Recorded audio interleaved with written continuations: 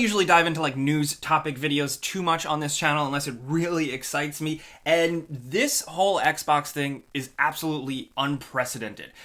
As you probably know, now the deal has finally gone through, the ink has dried.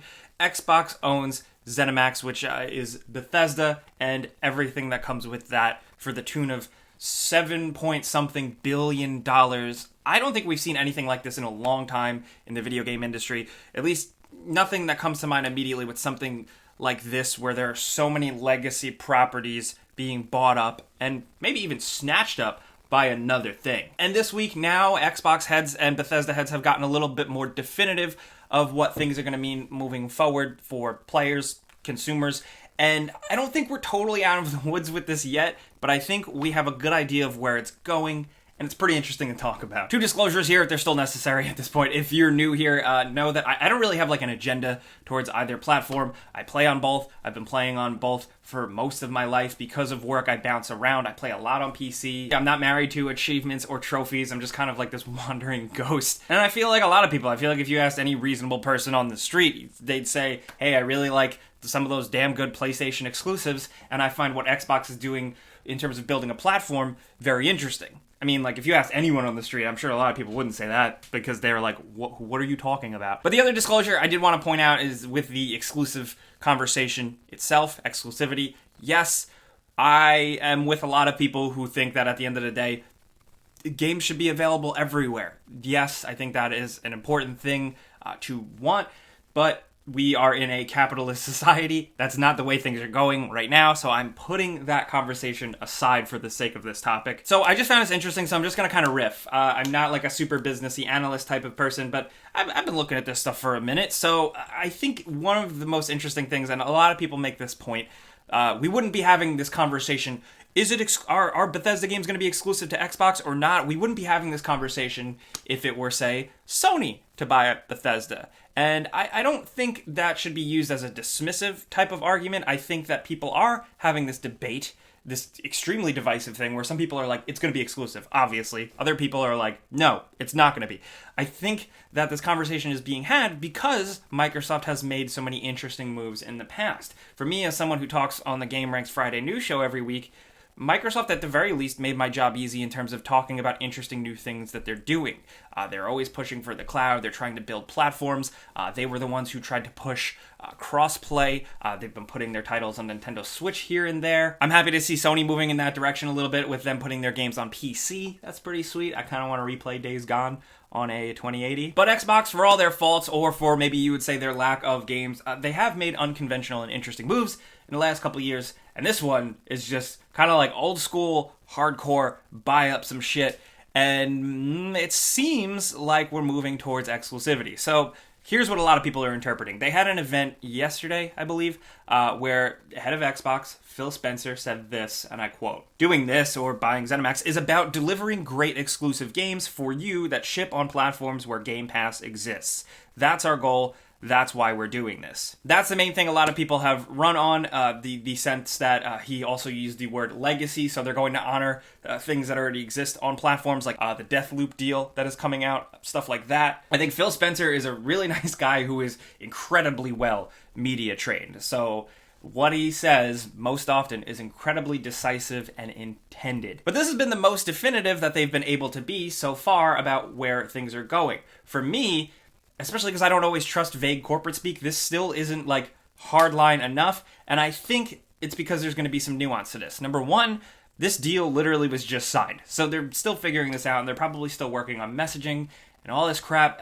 As you know, the bigger the companies, the bigger the corporations, the longer things take to move because they have to go through so many channels. So he can't come out day one and go, exclusives, baby, see you, Elder Scrolls 6 on Xbox Series X2. But I think this statement is like the closest they can legally get to saying something like that. It's still a little weird when he says legacy. I wonder if he means that the big guys like Elder Scrolls and Fallout, because they are legacy multi-platform franchises that make $1 bajillion on everything, are they going to continue to do that going forward? Yes, you can argue both ways, I think.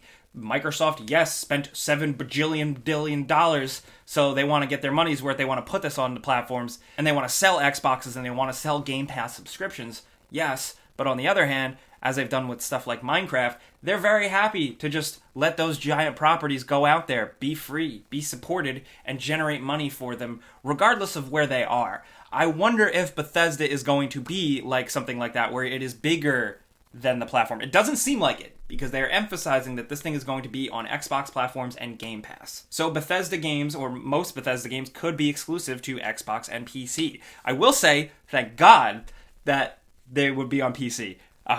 For me, with a lot of Bethesda games, I think this is what's so interesting. The amount of legacy that they're buying up, dude. The fact that they have id Tech, they have Doom, they have Elder Scrolls, they have all these old school PC games that I think very much should still belong on PC, and at the very least, I'm happy that that's going to be the case. I was skeptical of which way it was going, but I am now leaning, I'm just talking this out, I am leaning more towards, yeah, they're going more towards exclusivity.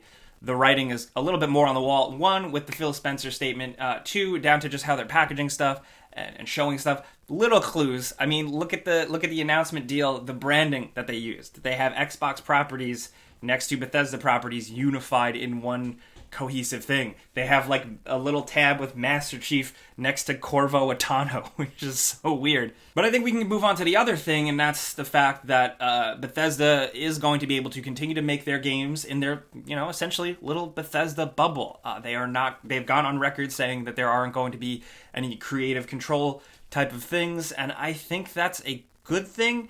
I am curious to see where this is going to go in terms of public favor of Bethesda. As someone who's been watching and following all this stuff constantly for years, I have seen the public perception of Bethesda go from the highest of highs to some of the lowest of the lows, depending on who you talk about, who you listen to in comment sections and on social media and stuff like that.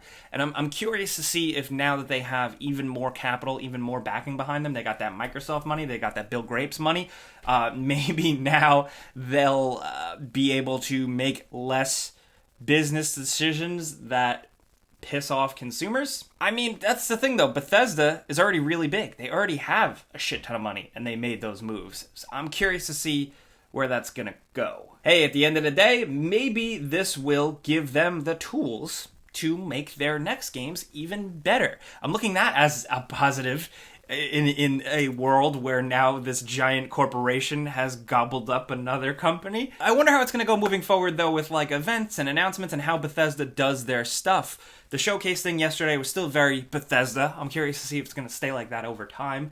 Bethesda, of course, has always hosted their own E3 events back when E3 was a thing, and I hope those continue, and I hope they have like more game announcements soon. But I still, like, at the end of the day, like, it's early. We're still not totally out of the woods. I think the Phil Spencer statement, the Xbox PR speak out of this is suggesting where things are going. This is still a debate for a lot of people, though, and I think for good reason. I've seen podcasts, I've seen YouTube channels, I've seen people on Kind of Funny, some disagree, some think it's going the other way. Really, we could debate all day, but even if they're not clear here, they don't have to technically be clear until they start showing things off and asking for our money. I'd love to know sooner, but I think that's the reality. Until things start to become more concrete with something like Starfield, then they'll give us an idea of where these things are going to end up. My question, though, after all this, the exclusivity debates and these big moves, Bethesda just going on one platform, which is nuts if that's the case. Are PC fans kind of winning out here? Does anyone feel like we're getting away with murder because you have more PlayStation titles moving over to PC? Maybe not as immediate, yes. And then on the Xbox side, we have this mountain moving move of exclusivity, but it still works out because they're going to be on PC as well. I'm not mad that I play a lot of games on my PC. I'll just say that. I'm very curious to hear what you guys think about this. Also, keep in mind, I am moving. This spot, the background behind me, is going to change. So the next couple of videos might be a little different, a little rough. So keep your eyes peeled. Videos aren't changing, though. But what was I saying? I want to hear what you guys are thinking about this. Whether you think that was definitive, these games are going to be exclusive, or if it's still kind of up in the air. Maybe some are going to go one way, some are going to go the other way. Case-by-case basis is what Phil Spencer said earlier on record. The tone has kind of changed, but I'm curious to hear how you guys really feel about this. No console war debates, no anger, please. But I am looking forward to hearing what you guys think, because this is quite an interesting conversation. So thanks for letting me kind of riff on this, kind of think this out early in the morning while I have my coffee. If you enjoy what I like doing here, just talking about stuff I love, clicking the like button is the best way you can throw me a tip, help me out. I appreciate that. And if you're new, consider subscribing. I only put out videos like every couple days, so I'm not going to spam you. But I'm Jake Baldino. Thanks for watching. Subscribe because video games.